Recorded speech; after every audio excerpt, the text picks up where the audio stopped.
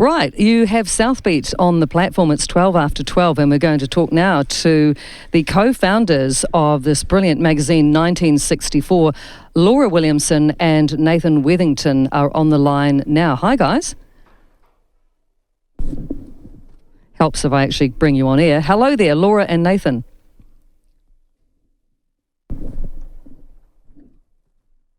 Hi, Laura and Nathan, are you with me? Yes. Oh, brilliant. Yeah, I got you. Because we had to get you to drive to the airport for coverage, yeah? Yeah, I live in Luggett, and it's a little patchy at my place, so we've driven up to the Wanaka Airport to talk to you from Nathan's truck. Okay, that sets a really nice picture, actually. Perhaps you need to take a selfie for the next issue. But seriously, I love your magazine, and congratulations, because I think you are achieving a great feat in providing something that is quite special and different. And I want to know, how it all came about, how the idea became the reality. Well, the idea was rough originally. I had a kind of a rough business idea and a content idea. And I read Laura's book that I always forget the name of. The Bike and Beyond. The Bike and Beyond. And when I read that, I was like, hey, this is who I want to be the editor. And when I pitched it to Laura, she explained my idea back to me much better than the idea that I had written down.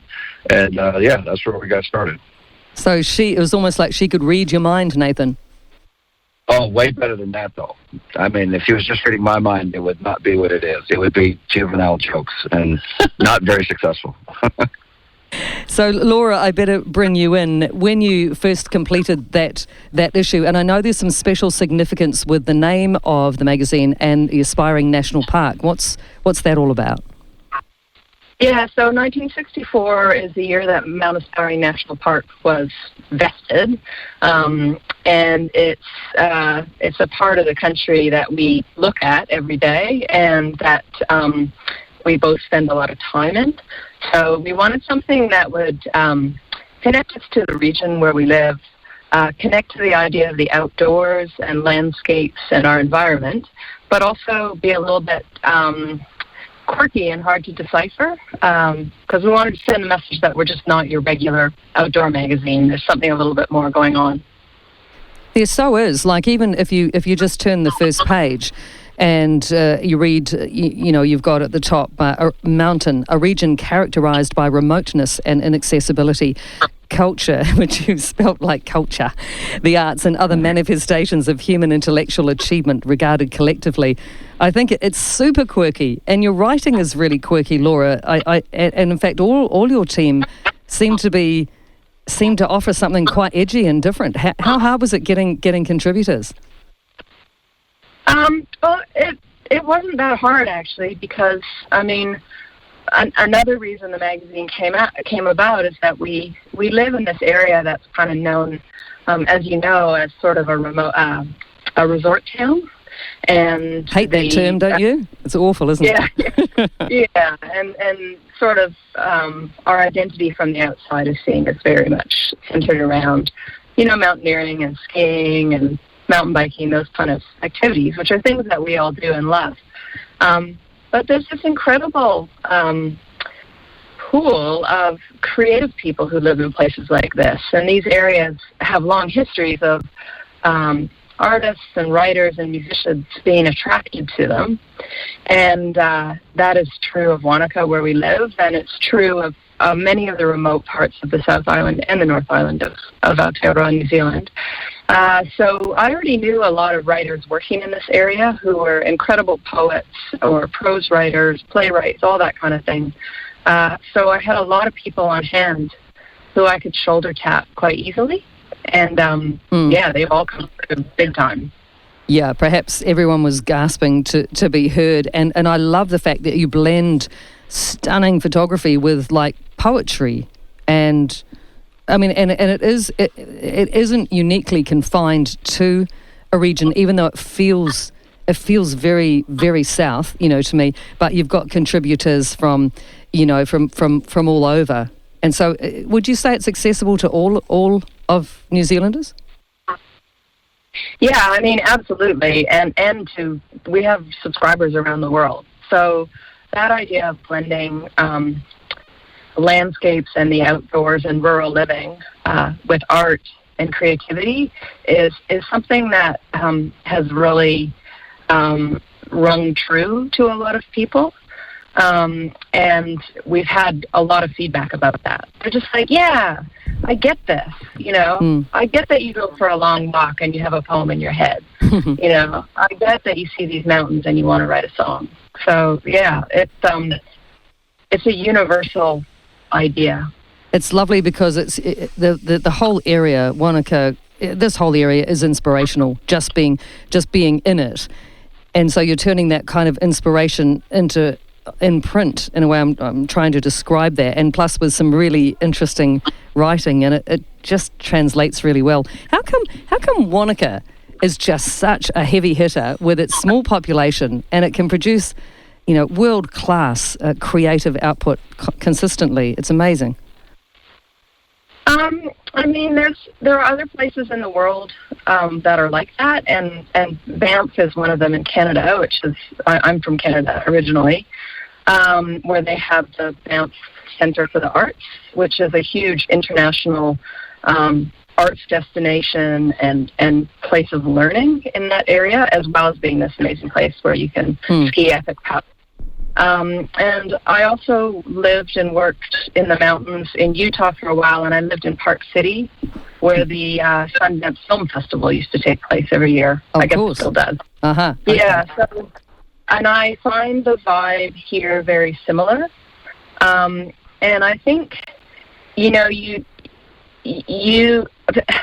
kind of pursuits that we do in the outdoors are quite creative. Like anyone who's rock climbed or nutted out a mountain bike, a line for a mountain bike track, or worked on their skiing, or experienced summiting a mountain, knows that there's something creative about those pursuits and philosophical as well. So I think there's a lot of crossover between people who do those kind of sports and activities and being interested in things like writing and music. And then obviously the digital age, photography is a huge part of those industries. So there are a large number of photographers who live in what we call, with displeasure, resort towns, because they are creating imagery for businesses and professionals who are working in those areas of life. So yeah, it all goes together. Yeah, I think that's a point, and I think in the past perhaps people who've lived in incredibly scenic mountainous areas have felt that there wasn't any culture, but there is. It's just a case of bringing it out and expressing it as you guys have done. One thing that I'm looking at right now that I want to congratulate you on is in the last issue you have a photograph of a roadside laundromat in Lumsden. And it's the coolest thing, this photo. I mean, how did you? Who Dan Root took that? So are you just constantly having people ring up and say, "I found this really incredibly visual, shot. Can you publish it?" That's the Laura puts together all of these artists, and they put that stuff together. But I'm like you. The second I saw that photo, I said, I love that photo. It has to make the magazine. I don't exactly know why I love that photo. Me too. I don't know how it fits. I don't know how it fits into the theme, but I know that it does. And that's why, Laura and the team, they're out in front of us leading the way. And we just kind of organically know that it works. And we don't have to know why. I love the laundromat. That was my favorite one as well in the last issue. I'd actually like to have that on my wall. I don't know why. It's just got something really interesting. I keep wanting to look at it. What about the cat with the mouse? It's just yeah, I love that one too. You better just describe the photo. It's a cat. I can't remember exactly what the setup is. The that's not fair. Yeah, her name's Molly. Staring at a dead mouse. Yeah, she just the mouse has completely carked it, and he's sitting. Yeah. He is an expired mouse, as Monty Python would say. And anyhow, and she's got her paws right by the dead mouse, and she's quite a fluffy cat, and she's sitting on quite an attractive rug, lying on it, and just looking at it. And it's just I don't know why, but again, that's another one that just, I turned the page, I was like, oh, okay, that's interesting. So, yeah, honestly, I mean it though. Like look, I'm sure you've had plenty of compliments from people. Also, the cartoons that you've got in there. It was Rural Woman last time. Who does those for you? Yeah, again, there's a lot of. I'm a little bit obsessed with zines. I don't know if you are familiar with those. They were anyone who was a riot girl punk back in the 90s, which I might have been. Zines were sort of black and white photographed comic books, or kind of almost graphic stories that got shared a lot around music culture back then, but they're kind of made a comeback. So I'm always following that scene. Uh-huh. And there's a lot of zine fests around the country now. But a lot of that content tends to be urban-based. Yeah. So I've started to keep my eye out for content that fits more what we're about, and try and showcase some of that work, which might otherwise not get a lot of traction in that scene, because a lot of it's about cities and nightclubs and public transit and that sort of thing. That's true. So both you and Nathan hail from the States and Canada, or Canada. Yeah, I'm from Vancouver mostly. Nathan. Yes, don't ever, she's full Canadian. A full Canadian would never say they're part American. I am both. Hell no. That would be criminal. Okay, so but it's interesting how that you're on the same wavelength, and Nathan, your role is publishing, and Laura's the editor. And I know, hey, I'm sorry to get you on such a busy time, because you're about to print, aren't you, to publish your next edition, correct? Yes, we go to press this Friday with our winter edition, but we're looking pretty good. We're excited. We're on track. Can you tease a couple of things in it, perhaps for me, or is that unfair to ask you? I'll tease you with 2 words: ski ballet. Those 2 words are perfect. That says more than anything, doesn't it? Great. So if I'm in Whangarei and I want to get a copy of my 1964, how do I do it? I'm just saying anywhere random. Well, we have a little bit of distribution here, as I think you've seen, but you subscribe to the magazine directly from our website, which is 1964.co.nz. Easy. Okay. Yeah. Pretty straightforward, really. Great. And then, you know that you're sorted. In fact, one thing I meant to do this last Christmas just gone was to get the subscription for my other half, but I didn't get round to it, which is really bad. But that was my ideal. I thought, this is a brilliant Christmas present. So if you are looking for a gift for someone, I always think that things like this are very good gifts, because they keep on giving it. That cliche. Yeah. If you're looking for a gift for someone you live with, it's even better, because then you get to read it. Well, yeah. We have a lot of those. Do you? I'll bet. And so, further questions. Now, I just wanted to read a wee piece out of the introduction from Laura in the last edition. That really tickled my fancy, and I think it probably is one that we should remember. So I'll read it out, and then maybe you guys can comment on it. So Laura wrote, under the headline, "Hot Minutes on Reading Barefoot Under a Tree." She mentions everything in the edition, and then she says, that ought to keep you occupied for a while. Are you outside? ? Turn off your bloody phone. Find a shady corner under a tree. Crack a beer. Read barefoot. Life may be uncertain, but like magpies on a road ride, summer is inevitable. Sadly, summer has gone, but I so get and got what you were meaning when you said that, particularly after last year. Describe, your sentiments when you were going into that, when you were writing that comment. Yeah, I mean, it's funny because it's such it's been a terribly uncertain time, and we were one of those businesses that cleverly launched about 2 months before everything kicked off. So our first edition was December 2019. But despite all that, we've trucked along and we've done fairly well. And I think that one result of the environment we've been in for the last 2 years is that we are over-screened. So we work all day on our screens, and then we're at home watching Netflix because we can't go out, and everything is happening through our phones and our laptops and our iPads or whatever. And so I think that has caused a lot of people to turn their heads away from the screens and want to find something that they can spend some time with that's not digital.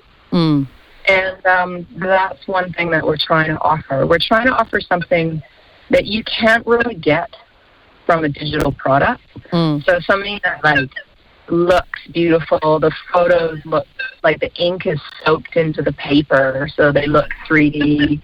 And the articles are long, so you don't want to read them on a tiny phone. You want to read them on big paper. And it smells good, and it feels good when you pick it up. So that's kind of what that's about. I was like, yeah, things have been a little bit crazy and confusing and difficult for all of us. But, you know, there's a lot of value in just sitting down, turning off, taking your shoes off, and losing yourself in something for a while. Yeah, I couldn't agree more, and that it's a tactile experience, holding something.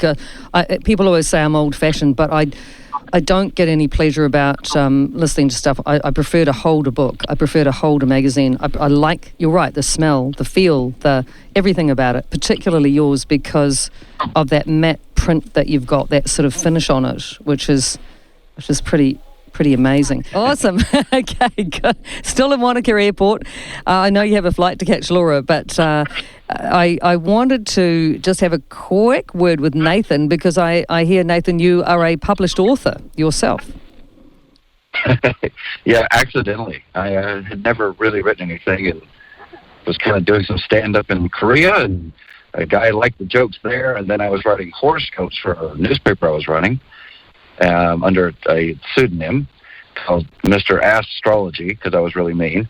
Yeah, and then I had this. Yeah, it was a really kind of a weird thing. My background's in numbers, and so he knew of my weird childhood and asked me to send him a couple of stories. So I kind of had to learn how to write while writing a book. So goodness me, it was fun. You know, did I think I heard you correctly? You said you were doing stand-up in Korea. Yeah, it was a business. Interesting. And it happened to be there was a publisher there, and and then we were back in Canada. So, and then in Canada, he became a fan of the horoscopes, and then he realized that it was me under a different name, and the rest was history. So, and the name of your book? Where the Hell Were Your Parents? It's based on my childhood growing up in the rural south of the U.S. with my twin brother, and we got into a lot of really high-profile trouble at a very young age. We had like 3 felonies in between grade 4 and grade 5. So seriously? What age are we talking here? We were 10. And, what? And it happened in a 2-month period, so we were really getting on it. Oh my goodness! And can you tell us a couple of, well, perhaps one that maybe you mentioned in the book? What were you getting up to? Are you talking burglary here or what? Well, I did them as a minor, so it's okay to talk about them. I've immigrated now. So, the first one, we almost burnt down the town. And then when they came to arrest us, there was a bit of an armed standoff in my mom's kitchen with pellet guns.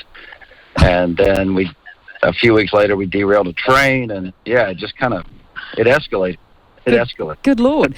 And so, what, are your parents still alive? Yes, they're in South Carolina. And what do they say about you at that age, and what do they think of the title of the book? Were they negligent? Can we blame the parents? They weren't negligent. They just gave us a lot of freedom, and we just got up to a lot of it had to do with being a twin. You know, you're a little bit competitive with each other, and things just tended to always escalate beyond our control. That happened every day almost, it seemed like.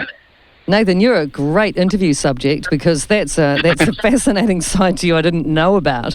And so that all happened, and obviously you kind of, you've had a very interesting life. Why did you choose to move to Wanaka?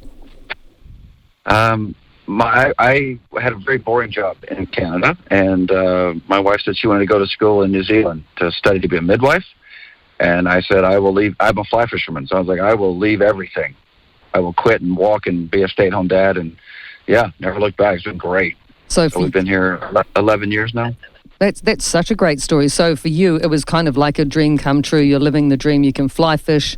You have free time. But I imagine you're reasonably busy with this new project, with not that new, but with 1964. How busy does it keep you?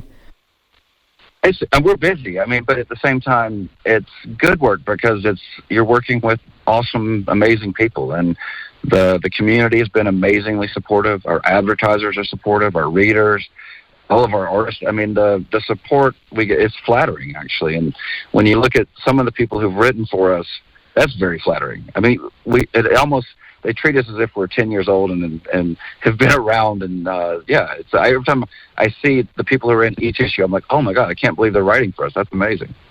Yeah, that's what I think too. Like I saw Grant Smithies featured, and it might not have been the most recent issue, I'm not sure, but a very respected writer and a very knowledgeable person on music and the arts generally. And I pick it up and I go, oh yeah, here's someone I would like to read, which is also quite interesting, which is nice. But it is very diverse, isn't it? You certainly pack in lots of different subjects. Like you did something on bats, didn't you?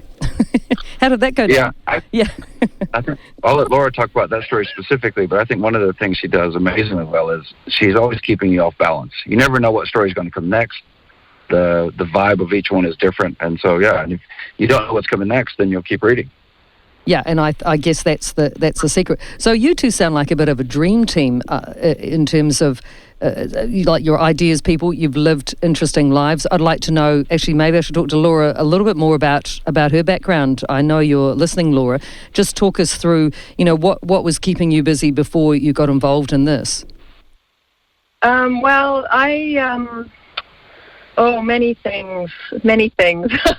I ended up in New Zealand because I worked in the ski industry. So I used to go like winter to winter for a number of years. And I ended up on this end, which was lovely. And it's turned out to be, like Nathan says, really a dream come true living in a place like this. But I've had many, many jobs and lives along the way. I taught high school for about 10 years. Okay. Which was great and weirdly good for my writing because trying to explain to 15-year-olds why a sentence should be constructed as it should be is really makes you think about things and why onomatopoeia matters. So doing the basics right. Yeah. And then my last job right before this I was the general manager of the Festival of Color Arts Festival in Wanaka. Of course, right. Big 10-day festival that takes in visual arts, theater, music, everything, performance. So we had a professional rock stacker one year. So that was great because, again, that's a very successful festival, and it shows that there is a real appetite for that kind of stuff, which you normally only have access to if you live in a city, in a place like this. So that was sort of it actually dovetailed really nicely into what we're doing with the magazine. Mm. Do you ever find Wanaka? Do you walk down the street and people always want to talk to you? Does the small town thing bother you, or do you love that vibe? That everyone knows people. Because I quite like that. When I first moved to Queenstown, my experience was, and I was working as a reporter, I found it was really nice because the person that you needed to talk to that day, you would invariably bump into. So it was great. It was sort of made it easy. Do you feel that as well in Wanaka? Yeah, I love that. I lived in the last place I lived before I lived in Wanaka was Toronto, and now when I go to big cities, I get a little bit put out. I'm like, oh, no one's saying hello. I don't know anyone. No one's smiling. No one smiles, and there's this kind of lovely thing where, everyone knows everyone else's business, and in some ways, the good side of that is that you're not alone. You know that other people have troubles and other people go through things. Mm-hmm. And I feel like when I lived in big cities, I didn't have a very strong sense of that. So, yes, I have come to love that It's small quite town. confronting being in a big city. It can be an incredibly lonely place to be, surrounded by all those people on your own. Yeah, that's exactly right. I know. It's strange, isn't it? All those people and you feel alone. Yeah, it is. It is strange, but but like, I think you're obviously found your happy place, and that's fantastic. The artwork in it is amazing. I'm looking at the picture on the history of Bat's story. It's beautifully produced. Oh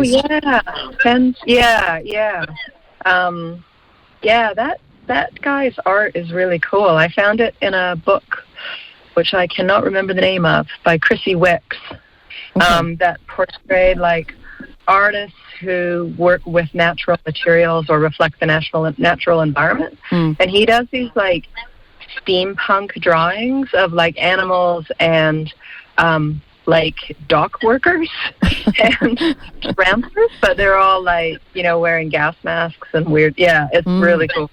It is. Yeah. It is very steampunk. In fact, when I take another look at it, and which is a big feature of Waitaki and Oamaru, which is one of the reasons I love going to Oamaru, is because of that steampunk culture. I think it's something to be embraced. And but this drawing, I mean, I'm hoping that people are inspired to go and look at these bat catalogues, because it's really nice. And bats are interesting creatures, aren't they? Like they're weird, and they're weird and fascinating and kind of creepy, which is good. I think humans are fascinated by them.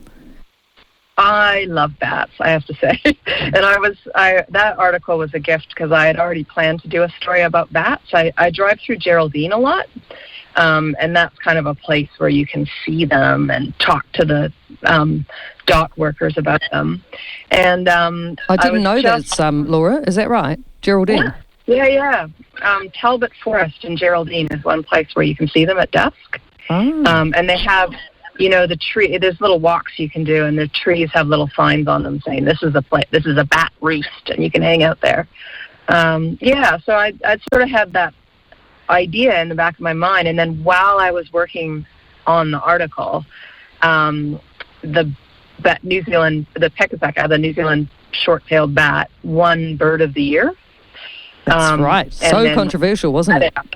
Yes, there was a whole nother level, a whole nother area to explore. So that was fantastic. I was very excited. Well, do you know, I go to Geraldine a lot, and I'm going to do that next time, Talbot Forest, and go and see some bats. Just have a chat with the locals. If you go into the wee museum, the little tiny museum, they've got a really cool, lots of information and bat displays and stuff. Do you know, I've got something to tell you about the B-52s. They're actually going to do a farewell tour starting in Seattle on August 22nd this year. Cool. Are they farewelling? They're not going to perform anymore. Yeah, it's a shame. And they're actually playing. Guess who they're playing with? The Tubes and Casey and the Sunshine Band. Wow. That would be a very interesting night. I mean, a very mixed, genres there. With the Tubes and then a bit of disco. But God, I'd pay such good money to go to that, I tell you. Yeah, I saw. We got to get that show here. What's that? Sorry. We got to get that show here. Yeah, we got to get that show here. Come on. I saw them in Auckland a few years back, and it was a really good time, mostly because of their crazy energy and and Kate Pearson, a brilliant singer, and really great. Anyway, back to 1964. I suppose you guys are way too young to have been born in the 60s, right? Well, I just sneaked into the 70s, just. Okay. I watched the landing from in utero. And Nathan? Yeah, I'll be early 70s. Oh, you guys are so young. Okay, so I was born, I'll give it away now. I was born a year before 1964. I was 63, so insane. Yeah, from the 60s. And that's probably going off track slightly. Tell me, poetry-wise, do you take contributions? Do you actively seek, writers? Do you need more writers, or are you happy with the content you've got and the contributors? We always need more writers, so we always invite people to just get in touch. I'm at Laura at 1964.co.nz. So I'm always excited to see stuff come into my inbox from people I don't know. Poetry, definitely, we're always looking for more. That kind of fits our rural, remote lens, but particularly poetry that fits that lens, but not in your standard kind of tussock synthetics way. When you say that, do you mean, sorry to interrupt, do you mean like a, that kind of cliched, overly produced sort of, image that you get of our land? It's, it's like the dry tussock and the, the open spaces. It's beautiful stuff, but everyone, we've seen it before, so I'm quite interested. We had a poem last issue about, written by a woman who lives in Methven who described, seeing two same cows of the same gender having a bit of a cuddle and how that made her question things about herself. And I hadn't really seen a poem. Come on, how do cows cuddle? Yeah. Well, it was, I can't remember if it was two girl cows or two boy cows. Two girl cows. Yeah. And, she was like, that's interesting. Makes me think. And I hadn't really seen anything written about cows presented in that light before. So I was like, yeah, that's awesome. I think that's delightful. Yeah. That's fantastic. There's something comforting to me about thinking about a couple of girl cows sort of snuggling up. I don't know why. Yeah. I don't know about you, Nathan, what you're feeling about it. When I first read that, I was like, well, that's something I've never seen before. If you want original, that is original. Yeah, absolutely. And so now when you get down to, your week, where are you actually printed? Where is this published? Who does the nuts and bolts of it? We print with Avato, who was in Christchurch, but now they're printing them in Auckland. Okay. So, Laura, are you heading up that way today? No, I'm actually on my way to Wellington for to see my stepson graduate from university. Hey, that's pretty cool. For a family, yeah. So, nice. Yeah. That's a lovely occasion. Apparently, a lot of the staff in our office in Wellington are graduating tomorrow too in Wellington, so we'll probably have no one on duty at all today. So just as well you were here today. So we haven't got much longer to go, actually. I think it's so great that you've given me your extended time, because I wasn't planning to go to one, but you're such interesting people that it's been really, really easy. Now, the only thing we've teased about the upcoming winter issue was it ski ballet, wasn't it? Ski ballet. I feel like, if that doesn't get you excited, what will? What are you thinking about that? How are you feeling about the winter personally, you two, approaching this winter? Because the last two have been pretty odd, haven't they, with the pandemic? Yeah, I mean, we're all curious to see what's going to happen. And, I don't think we really yet have a sense of what it's going to be like and how busy it's going to be.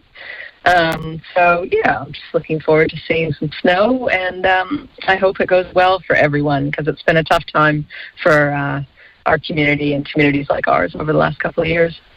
I totally think so, and it was really nice for me recently. I was in Wanaka. In fact, I seem to spend all my spare time over summer in Wanaka, because which is not probably typical of your average Queenstowner, but I just find it way more relaxing and open, and it's like having a holiday when I go there. And the lake was amazing this year, so I swam there a lot and till quite late in the summer as well. And my point here was that the last time I was over there, it was really busy. It must have been Easter, I think, and it was busy like it used to be. And a part of me was like, oh, that's kind of nice. And I went down to Big Fig, which is where I always go because I love it, and they don't have one here. And they were saying, oh, isn't it great to have everyone back? And I was kind of like, yeah, but nah. but it's good. So I know we all need it, but I think it is going to be quite a lot busier than what we're prepared for. Yeah, I mean, I'm just trying to approach it all with the feeling that it's not something we can control. So we'll just see what happens and greet it with optimism and an open mind. And we all love this all for ourselves, but that's not the way it works in the real world. No, and that's the best way to approach it. And I think it's going to be great. And hey, thanks guys. I'm going to wind it up here because we'll play a song by the Pretenders to take us to news and let you get on with your busy day. All the best for a great winter edition. Looking forward to it. And thanks a million. Can't thank you enough for talking about 1964 today. Hey, thank you. We really appreciate it. Good stuff, guys. Thank you, Laura and Nathan.